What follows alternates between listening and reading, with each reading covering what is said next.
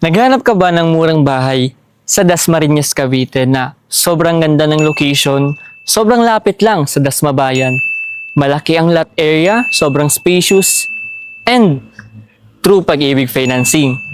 Tara ka bahay, samahan niyo ako mag full house tour dito sa property na to.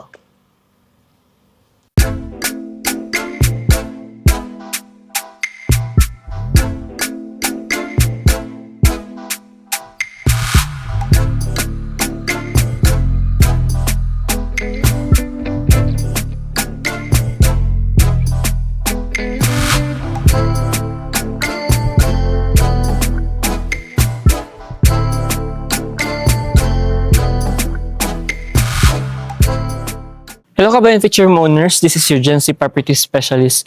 Diyan pala Expectation will give you your house expectation. So dito nga pala tayo ngayon sa Barangay Zone 3, Dasmariñas, Cavite para i-feature itong expanded townhouse na nasa likod ko. So tara kabahay, samahan niyo ako mag full house tour. So dito po sa ating meron tayo ditong kabahay na provision for 3 bedrooms, 2 toilet and bath at may parking area na din po tayo dito. So ito pong parking area natin dito is 5.47 po yung sukat nito. Mula po doon sa wall ng ating bahay hanggang dito po sa perimeter line po natin. So napaka spacious po itong parking area natin. Kasyang-kasya po ang isang sasakyan. Then expanded na din po yung natin, kaya may initial pong protection yung ating sasakyan sa sa splash ng ulan and init po. So proceed naman tayo dito sa frontage natin. Dito naman sa frontage natin is meron tayong 3.75 na sukat po. Mula dito din sa wall ng ating bahay hanggang dito sa perimeter line po natin. So pwede pa po ito for future expansion, for garden, and for business pwede din po.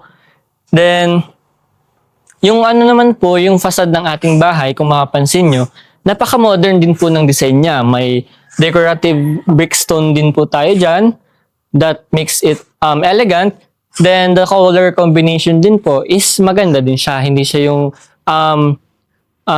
makaluma na style. Then, pasok po tayo kabahay.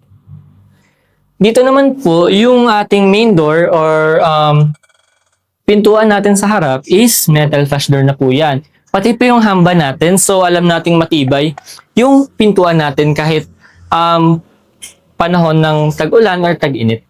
So welcome po sa ating Jasmine Expanded, yung sa loob ng ating Jasmine Expanded. So ito na po yung deliverable unit or makukuha nyo kapag nag-reserve kayo ng unit dito sa Jasmine Expanded. Kung makapansin nyo kabahay, pagpasok nyo sa loob is makapansin nyo na yung ating living area. So dito po yung living area natin.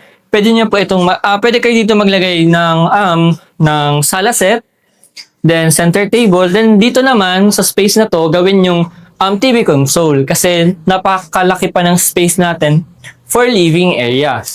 Then yung ceiling naman po pala natin dito is naka metal deck na po siya. Then kung mapapansin niyo yung mga bigan natin, then poste is malalapad siya is because conventional style siya or traditional style. So, matibay po yung pagkakagawa niya. Then, sa katabi naman ng ating living area is yung ating dining and kitchen area. So, napakaganda ng layout nito kabay kasi nakahiwalay na yung living sa dining and kitchen area natin. So, dito sa dining area natin, pwede tayo maglagay pa dito ng 6 dining table, 6-seated dining table. Then, meron din tayo ditong sliding window for proper ventilation and natural source of light. Dito naman, proceed tayo dito sa kitchen area. So may kitchen countertop po tayo dito with tiles na po yan. Then concrete cement lang po yung baba natin. May free na din po tayong stainless sink and may nakaabang na faucet. Then naka-open lang po yung baba natin and ready na din po siya for plumbing. Then dito naman po, meron din tayong malaking sliding window for proper ventilation and natural source of light, lalo na kung mahilig tayo magluto and hindi na tayo magagastos ng kuryente kapag umaga. So proceed naman po tayo dito sa first toilet and bath natin. Dito po sa ground floor. So ito po yung ating toilet and bath. So naka 4 layers na po siyang tiles. Then, meron na din pong tiles yung floor natin. Naka-level din po yung dry area natin. So, maganda po dito kapag nababasa po yung dry area is pupunta po siya dito sa wet area natin. Complete accessories na din po siya. Meron na siyang shower, soap holder. Naka-dual flush type na din po siya na water closet, then lavatory, and tissue holder. So, yan ang kagandahan dito sa Jasmine Expanded is complete na po siya. Ang kulang na lang po natin is yung paint dito sa walls, then yung ceiling natin. Kasi dito makikita pa natin yung mga tubo papunta doon sa second floor na toilet and bath. Then yung pinto naman natin dito sa CR is plastic PVC pati po yung hamba. So kahit kahit palagi siyang nababasa is hindi siya madaling mabubulok.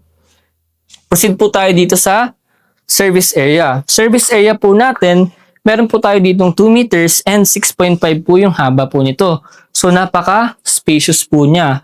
Pwede po tayo magdagdag ng additional bedroom para sa ating kasamang elderly or with persons with disability para hindi na po mahirapan umakyat or bumaba sa ating hagdan. So napakaganda din dito is pwede din natin extend to para gawing kitchen area or laundry area.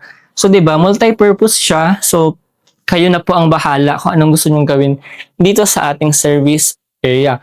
And kung makikita nyo din kabahay, is napaka-high ceiling po nito. Yan po.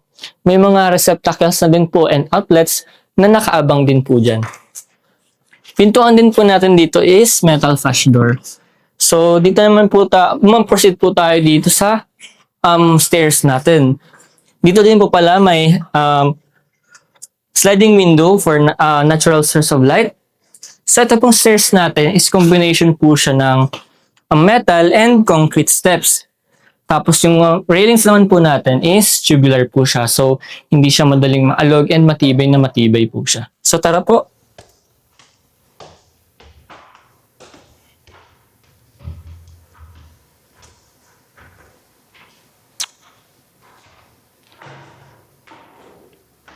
So yun mga kabahay, welcome naman sa ating second floor. Dito naman sa ating second floor, kung mapapansin nyo, napakalawak ng space dito. Imagine expanded townhouse lang pero kayang-kaya mag-partition ng 3 to 4 bedrooms. So ka nakikita niyan. Di ba kabahay? Kahit townhouse, pwedeng-pwede.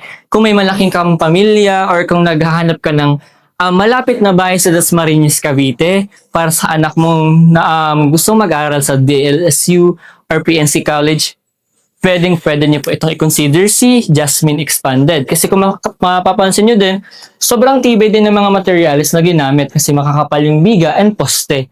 So, hindi tayo mag-worry sa safety ng bahay natin. Receptacles natin and outlets is included na po siya upon turnover.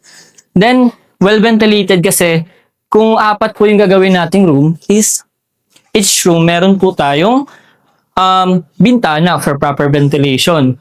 So, di ba kabahay, napakaganda, spacious, well-ventilated, and napasukan talaga siya ng natural source of light. So, punta naman po tayo sa ating second toilet and bath. So, dito po sa second toilet and bath natin is, ayan po, same lang po siya ng ating toilet and bath sa ground floor, complete accessories, and complete na din po siya with tiles na. For layer tiles, leveled yung dry area, then, may soap holder, faucet, shower, dual flush type water closet, lavatory, and tissue holder. Plus plastic PVC po yung ating pintuan. So, di ba kabahay, saan ka nakikita ng napakagandang expanded townhouse dito sa Dasmariñas, Cavite? So, kung naghahanap ka ng bahay or property na malaki ang lot area, spacious, maganda ang location, tara pag-usapan natin ang competition sa baba.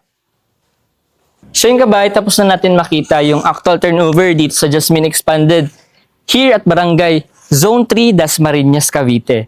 So, ayun kabahay, quick recap lang po tayo. Si Jasmine Expanded po is may provision na siya for 3 to 4 bedrooms, 2 toilet and bath, and may 1 parking area or carport na po tayo. So, napakaganda din ng location nito kabahay. Kasi sobrang lapit lang sa mga schools like DLSU or De La Salle University Dasmariñas and PNTC College and other colleges and universities. And also, sobrang lapit lang nito sa Dasmabayan. So meaning napakalapit lang natin sa mga transport hubs, sa main roads, and other major establishments. So yun ang hinahanap mo sa isang bahay na perfect ang location, perfect yung size ng bahay, and perfect overall yung ating bahay. Pwede mo, papakita ko sa inyo na yung ating computation. So dito po, ipipaste ko dito yung computation natin.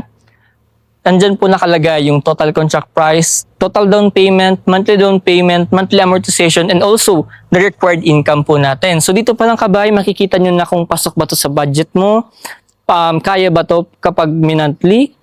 So ayan po, through Pag-ibig Financing, through Bank Financing, available po siya kabahay.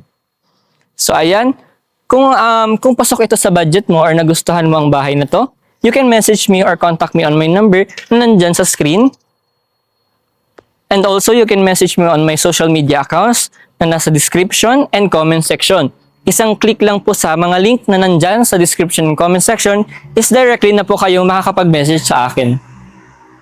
And yun kabahay, if bago ka ngayon sa aking YouTube channel and napadaan ka dito sa aking video, please like, share, subscribe, and hit the bell button para palagi kang nakatutok sa mga bagong full house tour around Cavite, kagaya nito.